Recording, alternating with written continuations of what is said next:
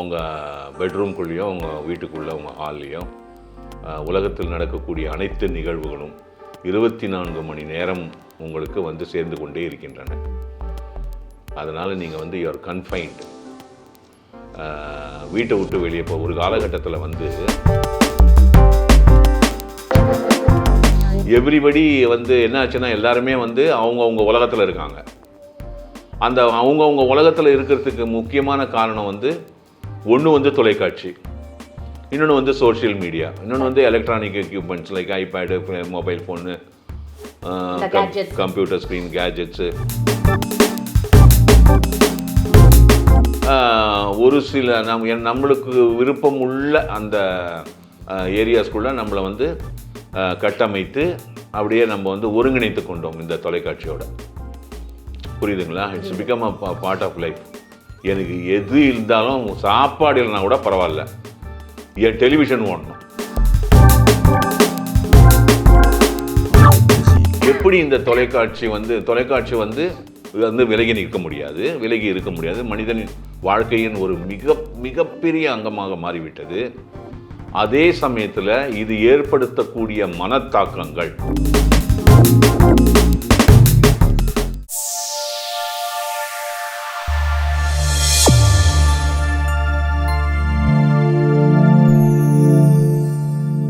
வணக்கம் நேரிலே doctor chicken அவரோட யூடியூப் சேனலுக்கு உங்கள் எல்லாரையும் அன்புடன் வரவேற்கிறோம். இன்றைக்கும் இந்த மீடியா பற்றி தான் ஒரு கேள்வி கேட்க போகிறோம். நிகழ்ச்சிக்கு போகலாம்.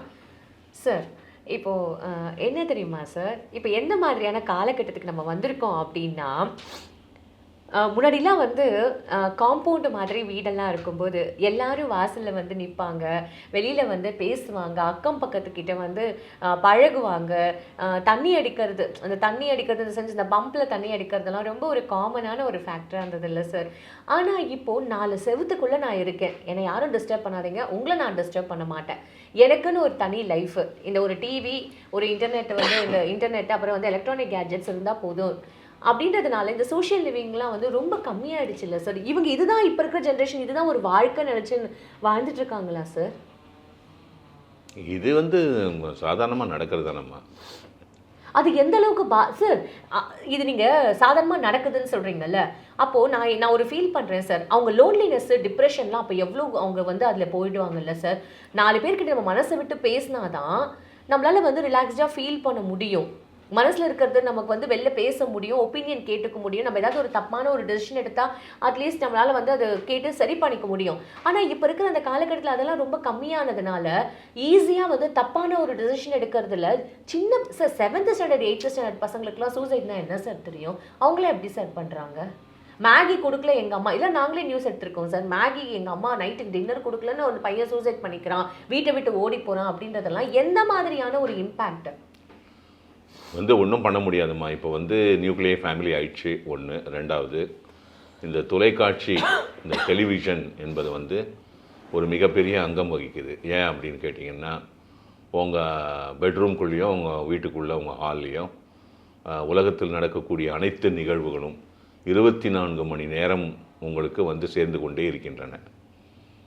அதனால் நீங்கள் வந்து யூஆர் கன்ஃபைன்டு. வீட்டை விட்டு வெளியே ஒரு காலகட்டத்தில் வந்து 1975 அக்டோபர் ஆகஸ்ட் சுதந்திர தினம் அன்று 15ஆம் தேதி தான் தொலைக்காட்சி என்பது ஒன்று சென்னையில் அறிமுகப்படுத்தப்படுகிறது. அதற்கு முன்னாடி வந்து ஒரே ஒரு என்டர்டெயின்மெண்ட்டு, பெரிய என்டர்டெயின்மெண்ட்டு நீங்கள் எடுத்திங்கன்னா சினிமா தேட்டர் தான் போகணும், சினிமா பார்க்கணும். அப்போ இருந்த சினிமா தேட்டர்களும் ரொம்ப கம்மி தான், மக்கள் இந்த ஜனத்தொகையும் கொஞ்சம் கம்மி தான், இல்லைன்னு சொல்ல. சினிமா போய் பார்த்தா தான் வந்து உங்களுக்கு ஒரு ஸ்க்ரீனில் ஒன்று பார்க்கணும், கம்ப்யூட்டர்லாம் கிடையாது. ஸ்க்ரீனில் ஒன்று பார்க்கணுன்னா திரைப்படங்கள் மட்டும்தான். இப்படி தான் இருந்தது. இது வந்து கொஞ்சம் கொஞ்சமாக மாறி 1989-90க்கு பிறகு ப்ரைவேட் சேனல்ஸ்லாம் வர ஆரம்பித்து 2000க்கு பிறகு மிகப்பெரிய ஒரு பண்டில் ஆஃப் சேனல்ஸ், அதாவது ஹண்ட்ரட்ஸ் ஆஃப் சேனல்ஸ் வந்து ஒரு மிகப்பெரிய விஸ்வரூபம் எடுக்குது. அது அப்போ வந்து என்ன ஆகுது அப்படின்னு கேட்டிங்கன்னா, உங்கள் இல்லத்திற்குள்ளேயே, உங்கள் அறைக்குள்ளேயே, உங்கள் ரூம்குள்ளேயே உங்களுக்கு அனைத்து விதமான என்டர்டெயின்மெண்ட் இருக்குது. நியூஸ் சேனல்ஸ் இருக்குமா, ஓகே, சாங்ஸ் சேனல்ஸ் இருக்குது, ஸ்போர்ட்ஸ் சேனல்ஸ் இருக்குது, மூவி சேனல்ஸ் இருக்குது, ஹாலிவுட் சேனல்ஸ் இருக்குது, போயிட்டே இருக்குது. அது பாட்டுக்கு போயிட்டுருக்கோம். அவ்வளோ டைப்ஸ் ஆஃப் சேனல்ஸு. உனக்கு 24 மணி நேரம் பத்தாது, அவ்வளோ வேணும் நீ பார்க்கணும் அப்படின்னா. அப்போ என்ன ஆகுது, இன்றைக்கி இருக்கக்கூடிய இந்த வேகமான உலகத்தில் முன்னாடிலாம் இண்டிபெண்ட் வீடாக இருந்தது, இப்போ வந்து வெர்டிகல்ஸ் ஆகி அப்பார்ட்மெண்ட் ஆகிடுச்சு. பக்கத்து ஃப்ளாட்டில் யார் இருக்கிறாங்கன்னு கூட உனக்கு தெரியாதே, அந்த அளவுக்கு ஆகிட்டோம் நம்ம. அதெல்லாம் தாண்டி இன்னொன்று என்னன்னா, வீட்டுக்குள்ளே இருக்கிறவங்களே பேசிக்கிறது இல்லை. அது அந்த நிலைமையாக வந்தாச்சு. The husband and wife don't speak to each other. The parents don't speak to children in a large manner. இன்னா அந்த அளவுக்கு வந்துடுச்சு கம்யூனிகேஷன். ஓகே, எவ்ரிபடி வந்து என்ன ஆச்சுன்னா, எல்லாருமே வந்து அவங்கவுங்க உலகத்தில் இருக்காங்க. அந்த அவங்கவுங்க உலகத்தில் இருக்கிறதுக்கு முக்கியமான காரணம் வந்து ஒன்று வந்து தொலைக்காட்சி, இன்னொன்று வந்து சோஷியல் மீடியா, இன்னொன்று வந்து electronic equipments like iPad, mobile phone, computer screen, gadgets. நீ உன் ப்ரோக்ராம் பார்த்துனுக்கிறேன், நான் என் ப்ரோக்ராம் பார்த்துனுக்கிறேன், அவங்க ப்ரோக்ராம் பார்த்துனுக்கிறேன். ஆளுக்கு ஒரு டிவி வச்சுருக்கோம் நம்ம ரூமுக்குள்ளே. ஓகே, டைமுக்கு போய் சாப்பிட்றது இல்லை, இந்த ப்ரோக்ராம் முடிச்சுட்டு நான் வரேன்றது. எனக்கு முக்கியமாக இந்த இன்டர்வியூ பார்க்கணும், எனக்கு முக்கியமாக இந்த டிஸ்கஷன் பார்க்கணும், எனக்கு முக்கியமாக இந்த நியூஸ் பார்க்கணும், எனக்கு முக்கியமாக இந்த மேட்ச் பார்க்கணும், வாட் எவர் யாராருக்கு எந்தெந்த இன்ட்ரெஸ்ட்டோ அந்தந்த இன்ட்ரெஸ்ட்குள்ளே நீங்கள் போயிட்டு எல்லாத்தையும் நீங்கள் பார்த்துனுக்கிறீங்க. எல்லாமே இப்படி இருக்குது. இங்கே எங்கே உங்களுக்கு வந்து ஹியூமன் அப்ளிகேஷன் வரும்? மக்கள் வந்து சேருது, பேசிக்கிறது, எக்ஸ்சேஞ்ச் பண்ணுறது, யூனோ ஹியூமன் ரிலேஷன்ஷிப்னு ஒன்று இருக்குல்ல, அது வந்து கம்ப்ளீட்டாக ரெடியூஸ் ஆயிடுச்சே. அது ரெடியூஸ் ஆனதுக்கு காரணம் வந்து நாம் நமக்காக ஏற்படுத்தி கொண்ட முக்கியமான ஒரு சில வசதிகள். அதில் தொலைக்காட்சி ஒன்று. உலகத்தில் நடக்கிற அத்தனை சமாச்சாரமும் உங்கள் ஸ்க்ரீனில் முன்னாடி நிற்குதே, புரியுதுங்களா?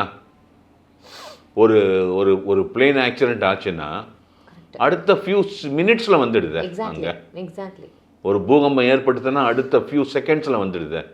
ஒரு எலிமலை வெடித்து குழம்பு, கந்தக குழம்பு வெளியில் அந்த நெருப்பு குழம்பு ஒன்று அடுத்த நிமிஷம் வந்துடுது. ஒரு கப்பல் முழுகுனா அடுத்த நிமிஷம் வந்துடுது.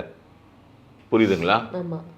இப்போது எவ்ரி இன்ஃபர்மேஷன் இஸ் அவைலபிள். இந்த இன்ஃபர்மேஷனை பொறுத்த வரைக்கும், செய்திகளை பொறுத்த வரைக்கும். அதே சமயத்தில் உங்களுக்கு இந்த என்டர்டெயின்மெண்ட் பாட்டு இருக்குல்ல, நாடகங்கள், சீரியல்ஸு, சினிமா, ஹிட் சாங்ஸு, இதெல்லாம் பிடிக்கிறவங்க ரொம்ப இதை மட்டுமே பார்க்குறவங்க ரொம்ப பேர் இருக்காங்கல்ல. ஒரு சினிமா ஓரியன்ட் ப்ரோக்ராம் பார்க்குறவங்களே ரொம்ப பேர் இருக்காங்க. அவங்களுக்கெல்லாம் வந்து எவ்வளோ இருக்குது பார்க்குறதுக்கு. ஓகே, இப்போ ரிலீஜியஸாக இருக்கணும், ரொம்ப மத நம்பிக்கை, ரிலிஜனு, கடவுள் பக்தி, இந்த மாதிரிலாம் இருக்கிறதுக்கு அதுக்கு வந்து எக்கச்சக்கமான சேனல்ஸ் இருக்குது.